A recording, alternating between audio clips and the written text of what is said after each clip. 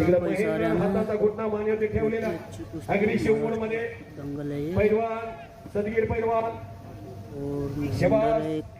शबाश दोन्ही पटाला लागलेला आणि दरम्यान कुस्ती कडे आलेली आहे.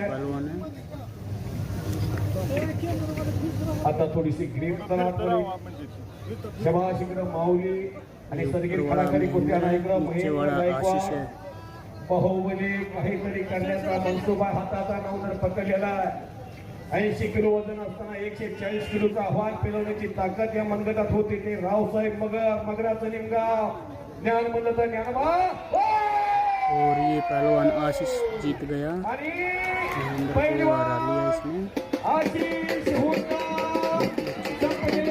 चैनल को सब्सक्राइब करें।